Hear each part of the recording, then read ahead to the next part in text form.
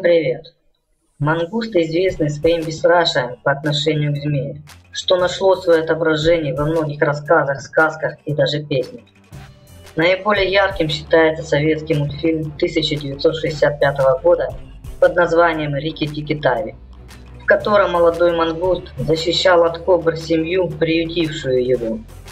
Многие считают, что мангусты обладают иммунитетом к змеиному яду, но это не совсем верно. Мангуст лишь в 8 раз менее восприимчив к яду кобры, чем, например, кролик. А вот еж в 40 раз менее восприимчив к змеиному яду, чем кролик. И ежи, так же как и мангусты, специально змей не ищут. Они, как правило, защищаются, но защищаются, нападая. Что удивительно, мангустов можно приручить. В Южной Азии, в Индии, Пакистане, Бангладеш зверька боготворят и считают самым подходящим домашним животным. При ближайшем рассмотрении он оказался бодрым, веселым, ласковым хищником. В Пакистане собак и кошек дома не держат, так как считают их грязными животными.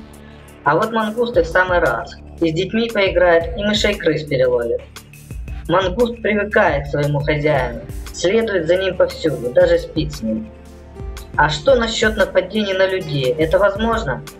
Да, но, как правило, это происходит, когда животное заражено бешенством или же защищается.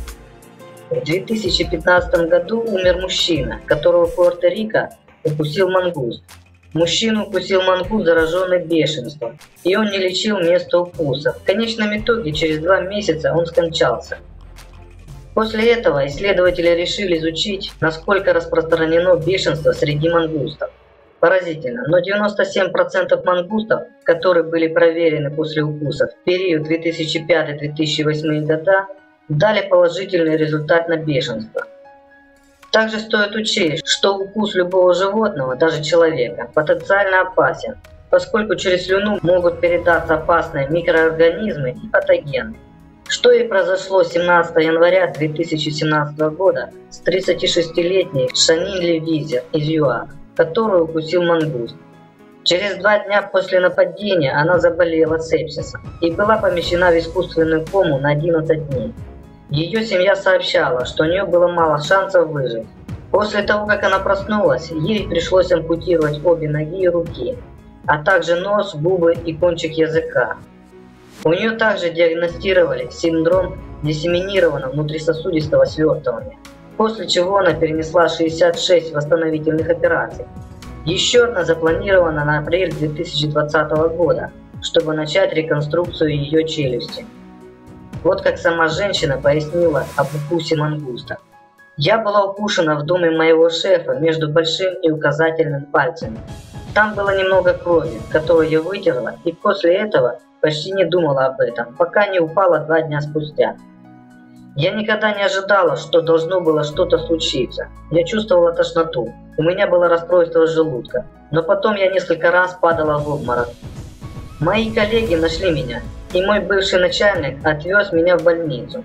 Когда я находилась в больнице, мучительная боль была в руках и ногах, и мне казалось, что они в огне. Я была в коме, в то время как мои почки, печень и другие жизненно важные органы выходили из строя. Через несколько дней позвонили моей семье и сказали, что если я не отреагирую на антибиотики, они мало что могут сделать для меня. Когда ее тело все же отреагировало, ее вывели из комы, но медики старались держать ее руки закрытыми, чтобы она не могла видеть, что они почернели. Она также сообщила: когда я достаточно окрепла, они рассказали мне, что случилось. Я сказала им: вы должны делать то, что должны. Мне нужно было бороться за Киару. Я должна была показать ей, что когда с тобой что-то случается, хорошее или плохое, ты не можешь сдаваться, ты должен продолжать. Я была в шоке, когда осознала степень своих ампутаций, но должна была быть сильной для своей дочери. В конечном итоге врачи ампутировали обе ноги ниже колена 6 февраля, обе руки ниже локтя 8 февраля, а ее нос и губы были удалены 17 февраля. Она также в январе 2019 года потеряла часть своей верхней челюсти, а также 8 верхних и 1 нижний зуб, когда пластический хирург работал над восстановлением ее носа и губ. Сепсис очень опасен своими последствиями. В июне 2018 года произошел аналогичный случай. Тогда мужчину облизала его собака, и это привело к сепсису. В конечном итоге мужчине пришлось ампутировать ступни обеих ног и частично обе руки. Врач, лечивший мужчину, сообщил, что бактерия попала в его кровь и вызвала очень резкую реакцию в его теле. Кровяное давление упало, и кровообращение в его конечностях уменьшилось. Это ударило его с двойной силой. Это были обычные синяки, и было похоже на то, что кто-то избил его бейсбольной битой. Наличие этой бактерии является нормальным для собак и кошек и не вызывает симптомов у животных. Но когда она передается людям через слюну животных, обычно через укус, бактерии могут вызвать лихорадку, понос, рвоту, головные боли и последующее заражение крови. Так что если вас укусило животное, то обязательно нужно обработать рану и обратиться к врачу.